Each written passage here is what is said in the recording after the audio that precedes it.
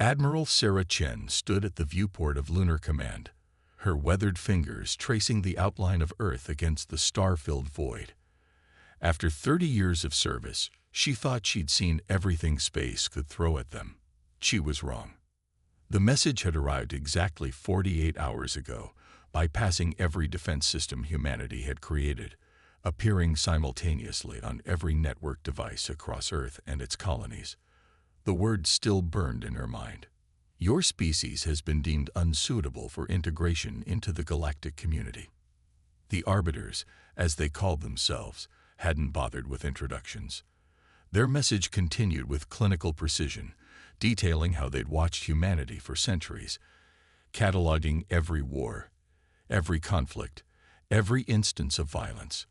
They'd witnessed our first steps into space, our colonization of Mars, our mining operations in the asteroid belt. And they'd found us wanting. Admiral, Lieutenant Santos's voice crackled through her comm. We're detecting multiple objects entering the system. They're massive. Chen didn't need to check the sensors. The objects were already visible to the naked eye. Massive crystalline structures that seemed to bend light around them, each one larger than Earth's moon. The Arbiters had arrived to deliver their judgment in person. Get me Fleet Command, Chen ordered, her voice steady despite the weight settling in her stomach, and patch me through to the Security Council. The next few hours were a blur of activity. The Arbiters' ships, if they could be called ships, took up position around Earth's orbital paths with impossible precision. Their presence disrupted satellite communications, played havoc with gravitational sensors, and sent Earth's scientific community into a frenzy of activity. Dr. Maya Patel, Earth's leading geneticist, arrived at Lunar Command with data that made Chen's blood run cold. Their technology, she explained, gesturing at holographic displays. It's not just advanced. It's perfect, too perfect. These beings have mastered forces we've barely begun to understand. They've achieved what we would consider technological singularity. Chen studied the readings. The Arbiter's ships showed no energy emissions, no heat signatures, no radiation, nothing that would indicate they were artificial constructs. They simply existed as natural in their environment as stars, and they think we're too violent to join their club. Chen's laugh was bitter. Humanity's been at peace for almost 50 years. We haven't had a major conflict since the resource wars. That's just it, Maya said, her dark eyes intense. I've been analyzing their message. They don't just object to our violence. They object to our potential for violence, our unpredictability, our chaos. A new message appeared on every screen in the command center. Representatives of humanity, prepare yourselves. The evaluation begins. Evaluation. Lieutenant Santos whispered. I thought they already decided we were unsuitable. Chen's eyes narrowed. Something about this didn't add up. The Arbiters had the power to destroy Earth without effort, yet they were here to evaluate them. They're not here to judge us, she said slowly. They're here to study us, to understand why we don't fit their model of civilization. The next message from the Arbiters confirmed her suspicion. Your species exhibits patterns we have not encountered in our 100,000 years of guiding galactic civilization. You embrace disorder. You thrive on uncertainty. You progress through conflict. This requires further examination. Dr. Patel's hands flew over her console. Admiral, look at this. The message. It's carrying terabytes of embedded data. They're showing us their history, their development. Every civilization they've guided follows the same pattern. Perfect order, perfect harmony, perfect peace, perfect stagnation, Chen muttered. She'd seen enough military history to know that humanity's greatest advances often came from its darkest moments. The space program itself had been born from the Cold War.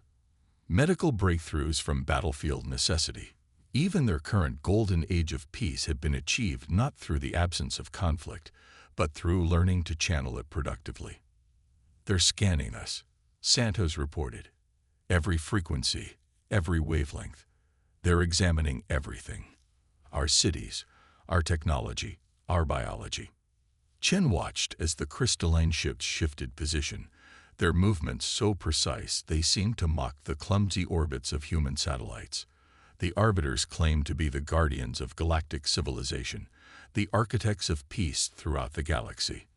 But as she studied their perfect formations, their flawless symmetry, she couldn't help but wonder if they had lost something vital in their pursuit of perfection. "Dr. Patel," she said, "how much of that embedded data have you decoded?" "Maybe 5%. It's incredible. The arbiters have guided thousands of civilizations to their version of enlightenment. But there's something odd about the data. It's too ordered, too structured. There's no room for variation, for evolution." "Like a crystal," Chen mused. "Beautiful, perfect, and completely inflexible." She turned to her command staff. "I want every scrap of data analyzed, every pattern studied. The arbiters think they're here to evaluate us, but I think we're about to evaluate them right back." The crystalline ships continued their silent dance around Earth, their perfect geometry a stark contrast to the chaotic beauty of the planet below. Humanity had been deemed unsuitable for their perfect galactic community. But as Admiral Chen watched the ship's methodical movements, she couldn't help but smile. The arbiters were about to learn that imperfection could be strength, that chaos could breed creativity, and that humanity's greatest gift wasn't their capacity for violence. It was their ability to turn that violence into progress. The evaluation had begun, but Chen suspected it wasn't going to go quite the way the arbiters had planned. After all, humanity had never been very good at following anyone else's rules. The challenge. The first test came without warning. Every artificial light on Earth's night side winked out simultaneously. Power grids failed. Fusion reactors went dark. Even emergency batteries died. "Status report," Chen barked, watching through Lunar Command's windows as darkness swept across the planet like a tide. "Everything's dead," Santos reported, her fingers dancing across backup systems. "But it's selective. Life support systems are untouched. Medical equipment still works. It's like they surgically removed our power generation capability." Dr. Patel burst into the command center, her tablet displaying rapidly scrolling data. "They didn't just shut down our power. They've altered the fundamental forces within our generators. The laws of physics themselves are different within our power plants." A new message appeared on their screens, somehow still functioning despite the blackout. "Demonstrate your ability to adapt. You have one planetary rotation to restore power using only the resources at your disposal." Chen's mind raced. The arbiters hadn't just created a problem. They'd changed the rules of reality itself to make their preferred solution impossible. It was the ultimate expression of their philosophy. Perfect problems with perfect solutions. But humanity had never waited for perfect solutions. "Get me every engineering team on Earth and the colonies," Chen ordered. "I want them all working on this. And Dr. Patel, keep studying those physics changes. There has to be a pattern." The next 18 hours were a symphony of organized chaos. Engineers worldwide collaborated across makeshift communication networks. Theoretical physicists worked alongside practical mechanics. Ideas were proposed, tested, and discarded at a dizzying pace. It was a maintenance worker in Singapore who first noticed it. "The physics changes," she reported. "They're not random. They're creating new patterns of energy flow. If we rebuild our generators to work with these patterns instead of fighting them." The solution, when it came, wasn't what the arbiters expected. Instead of finding a way to restore the old physics, humanity adapted to the new ones.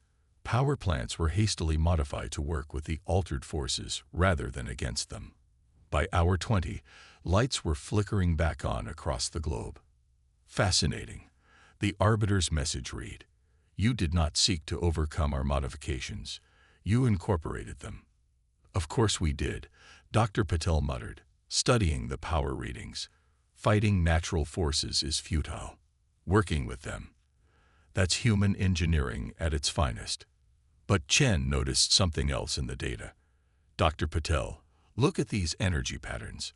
The arbiters didn't just change our physics. They showed us how they control fundamental forces. They gave us a peek behind the curtain. Intentionally. Patel wondered. No, Chen smiled. They're so convinced of their superiority, they didn't think we'd recognize the lesson hidden in the test. They've been doing things the same way for so long. They can't conceive of anyone seeing patterns differently. The crystalline ships shifted position, their perfect geometry somehow conveying disapproval. A new message appeared. Your solution is inefficient, imperfect. It relies on continuous adaptation rather than achieving optimal stability. They still don't get it, Santos said. Continuous adaptation is how we've survived everything the universe has thrown at us. Chen watched as the ships began their next formation. They think they're testing our worthiness, she said. But I think we're teaching them something they've forgotten. The universe isn't stable. It's not perfect. It's constantly changing, constantly evolving. And any civilization that can't change with it is doomed to stagnation, Patel finished. No wonder they're so interested in us. We're not just a primitive species they're evaluating. We're a challenge to their entire worldview. The next message from the arbiters was shorter, but Chen could almost sense uncertainty in its perfect letters. Prepare for the second trial. Demonstrate your capacity for unity in the face of division. As the ships moved into new positions, Chen couldn't help but wonder if the arbiters understood what they were really testing. Humanity's greatest strength wasn't their ability to find perfect solutions. It was their talent for finding imperfect solutions that worked anyway. The arbiters had spent 100,000 years perfecting order. Perhaps it was time they learned the value of chaos. All stations, Chen broadcasted globally, prepare for the next test. And remember, they're not just evaluating us. We're showing them a completely new way of thinking. Let's make it interesting. Around Earth, the crystalline ships pulsed with energy, preparing their next challenge. But something had changed in their perfect formations, the slightest hint of asymmetry, a barely perceptible irregularity in their patterns. The first crack had appeared in the arbiter's perfect facade, and humanity was just getting started. Dangerous minds. The second trial began with silence. Complete, absolute silence. Every form of human communication, digital, radio, even sound waves themselves, simply stopped propagating. Cities worldwide found themselves wrapped in suffocating quiet, unable to coordinate, unable to connect. They're testing our unity by forcing division, Chen realized, watching the planetary feeds go dark one by one. Only lunar command systems, apparently spared by the arbiters, continued to function. The new message appeared with cruel elegance. Your species relies on constant communication, constant connection. Show us how you maintain unity when that connection is severed. You have one planetary rotation. Dr. Patel's face had gone pale. They're not just blocking communications. They're altering the fundamental properties of wave propagation within Earth's atmosphere. Sound, radio, light. Everything we use to connect is being disrupted at the quantum level. Lieutenant Santos studied the readings with growing concern. Earth's governments can't coordinate. Emergency services can't respond. We're watching civilization splinter in real time. But Chen noticed something else. As official channels went dark, people were already adapting. In cities across the globe, ancient methods of communication were being revived. Signal fires appeared on rooftops. Flags and hand signals became impromptu languages. Communities that had relied on digital convenience were rediscovering the art of human connection. Look at this, Patel pointed to her screen. They've created quantum interference fields around population centers. Any attempt at technological communication is instantly disrupted. But she paused, her eyes widening. They're not blocking quantum entanglement itself. Chen leaned forward. The quantum communication experiments. The ones everyone said were too impractical for real-world use. Exactly. Patel was already running calculations. We have 30 prototype quantum communicators scattered across research facilities. They're clumsy, unreliable, and limited to transmitting a few bits of data at a time, but they're based on entanglement. The arbiter's interference can't stop them. Within hours, a new network began to emerge. Quantum signals carried basic codes between major cities. These digital whispers were translated into visual signals, which local communities then relayed through improvised methods. It wasn't fast. It wasn't efficient. But it worked. The arbiter's response came swiftly. Your solution violates the parameters. You were meant to demonstrate unity through isolation. No, Chen transmitted back, for the first time directly addressing their watchers. You wanted to see if we could maintain unity without our normal methods of connection. We did. We adapted. We overcame. That was the real test. There was a long pause before the next message appeared. When it came, there was something different in its tone. Your species continues to demonstrate concerning patterns. You reject imposed limitations. You alter parameters to suit your needs.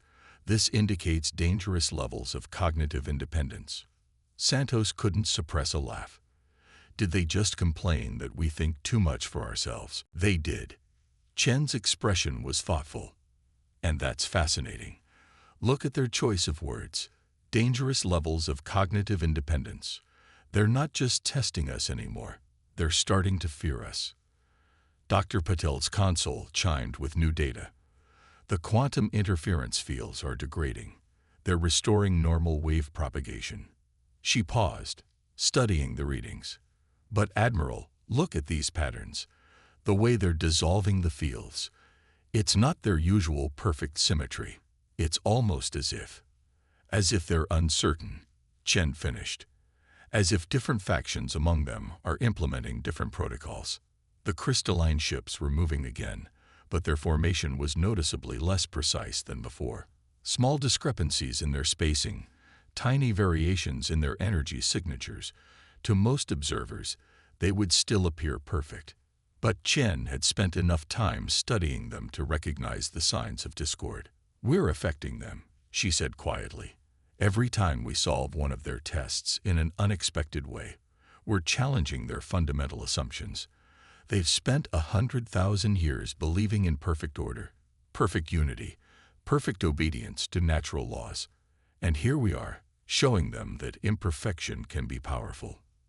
The next message from the arbiters appeared on their screens, but this time, it flickered slightly before stabilizing. Your final trial approaches. You will demonstrate your response to cosmic horror. Cosmic horror? Santos whispered. What does that mean? Chen watched the crystalline ships continuing their increasingly imperfect dance around Earth. It means they're going to show us something they think will break us, something their perfect, ordered minds find terrifying. She smiled grimly. But they still haven't learned the most important thing about humanity. What's that? Patil asked. We don't break. We adapt. We change. And sometimes. Chen watched as another subtle asymmetry appeared in the arbiter's formation. Sometimes we change the things that are trying to break us. The crystalline ships began to pulse with new energy, preparing their final test. But now, unmistakably, their perfect synchronization was faltering. The arbiters had come to judge humanity's fitness for their galactic community. Instead, they were beginning to question the very foundations of that community itself. Beautiful chaos. The final test began with a tear in reality itself.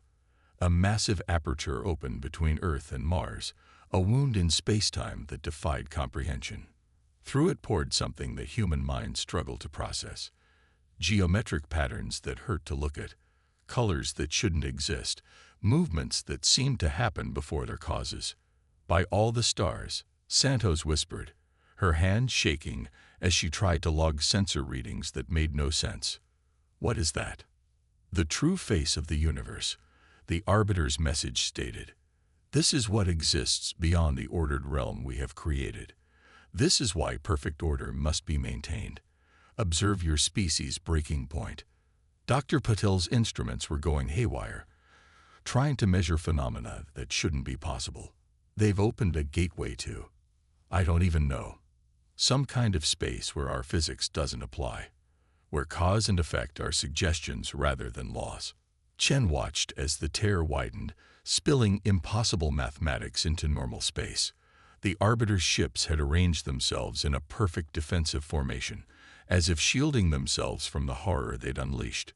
But their pattern was notably different from their earlier formations, more rigid, almost fearful. They're not just showing us this, Chen realized. They're showing us what they're afraid of. This is what drove them to create their perfect, ordered civilization. The effects of the tear were spreading. Around the world, people reported seeing impossible things. Dreams began bleeding into reality. Probability itself seemed to be breaking down, coins landing on their edges, quantum states refusing to collapse, causality becoming uncertain. But something unexpected was happening. Instead of breaking under the strain of an impossible reality, humanity was adapting. Artists began capturing the impossible colors in their works. Musicians incorporated the mathematics of chaos into their compositions. Scientists, rather than retreating from the breakdown of known physics, dove eagerly into studying the new phenomena. "Admiral," Santos called out, her voice steadier now. "Look at the global reactions. People aren't panicking. They're creating." Chen nodded. "Because this isn't our breaking point. This is our element." She turned to Dr. Patel. "What do you make of it?" The scientist was frantically collating data from around the world. "It's fascinating. The tear isn't just showing us chaos. It's showing us the raw potential of reality itself. The Arbiters see it as horror because it defies their need for perfect order. But to us," she gestured at her screens, where artists, scientists, and ordinary people were already incorporating the impossible into their understanding of reality. "To us, it's just another frontier," Chen finished. "Another challenge to adapt to, another mystery to understand." The Arbiter's next message carried a note of what could only be described as confusion. "Your species is not responding as predicted. You are not attempting to restore order. You are not fleeing from cosmic horror. You are embracing it."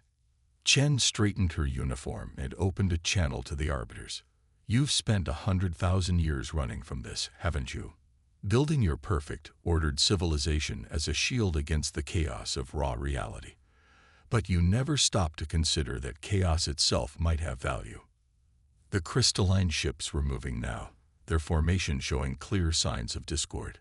Some maintained their defensive positions, while others began shifting into new, less rigid patterns. "Your response is irrational," the Arbiters transmitted. "The void beyond order contains that which cannot be controlled, cannot be predicted, cannot be understood." "Cannot be understood by minds that demand perfect order," Chen corrected. "But we humans have never demanded perfection. We're creatures of adaptation, of evolution, of change. What you see as horror, we see as possibility." The tear in space was still growing, but now humanity was studying it, measuring it, even attempting to communicate with it. Research teams worldwide were correlating data, theorizing about the implications of a universe where order and chaos could coexist. And the Arbiters were watching. Their ship's perfect formation had completely broken down now, individual vessels moving in patterns that suggested deep disagreement among their crew. "They're scared," Santos observed, "not of the tear anymore, but of us, of what we represent." Chen nodded. "We're showing them something more terrifying than cosmic horror. We're showing them that their perfect order isn't the only way to face the universe. That maybe, just maybe, their 100,000 years of enforcing galactic conformity has been a mistake." The tear in reality pulsed with new energy, but now it seemed less threatening, more like a window into infinite possibility. Humanity wasn't breaking under its influence. They were growing, learning, evolving. And the Arbiters were being forced to watch as everything they believed about civilization, about progress, about the very nature of existence, was being challenged by a species they had deemed too chaotic to join their community. The stage was set for the final confrontation, but it wouldn't be fought with weapons or technology. It would be fought with ideas, with philosophies, with fundamentally different ways of viewing the universe itself. And humanity, in all its beautiful imperfection, was ready. Symphony of discord. The tear in reality had grown to encompass a quarter of Earth's sky, a swirling maelstrom of impossible geometry and untamed potential. But something had changed in how humanity viewed it. What had started as an incomprehensible horror had become something else, a canvas for human creativity, a laboratory for new physics, a window into the universe's deepest mysteries. "They're coming," Santos announced, as the Arbiter's ships began moving in complex patterns. But their once perfect formation was now clearly divided, some maintaining rigid, defensive positions, others flowing in more organic patterns that mimicked human space traffic. The Arbiter's message appeared, but this time it flickered between multiple versions, as if different factions were trying to communicate simultaneously. "Your species has corrupted our purpose. You have introduced discord into harmony. You have challenged perfection with chaos." "No," Chen responded, her voice firm. "We've shown you that perfection isn't the only path to advancement, that chaos and order can coexist, that they must coexist." Dr. Patel's console erupted with new data. "Admiral, the tear, it's not just a window anymore. We're starting to understand it. The impossible mathematics, the violation of causality. They're not random. They're part of a deeper order, a more complex harmony that includes chaos as a fundamental component." The Arbiter's ships were moving again, but now their discord was complete. The fleet had split into distinct groups, each displaying different patterns of movement. When their next message came, it was fragmented, multiple voices speaking at once. "The old way must be preserved. We must adapt or stagnate. Order above all. Evolution requires change." Chen smiled. "They're arguing among themselves. For the first time in their history, they're experiencing actual discourse, actual disagreement. Is that a good thing?" Santos asked, watching the increasingly erratic movements of the ships. "It's a necessary thing," Chen replied. "They'd spent 100,000 years in perfect agreement, perfect unity, perfect stagnation. Now they're learning what we've known all along, that progress comes from conflict, from disagreement, from the clash of different ideas." The tear in reality pulsed, and for a moment, it seemed to mirror the discord among the Arbiter ships. Patterns of order and chaos danced together, creating something new, something neither purely ordered nor purely chaotic. Dr. Patel gasped. "Admiral, look at these readings. The tear, it's not just showing us what exists beyond order. It's showing us what exists between order and chaos. It's showing us evolution itself." The Arbiter's ships were moving faster now, their formations shifting and reforming as different factions gained and lost influence. Their messages continued to flood human screens. "The experiment must end. We must learn from them. Destroy the anomaly. Embrace the change." Chen stood at the viewport, watching the cosmic dance unfold. "They came to test us," she said quietly, "to judge whether we were worthy of their perfect society.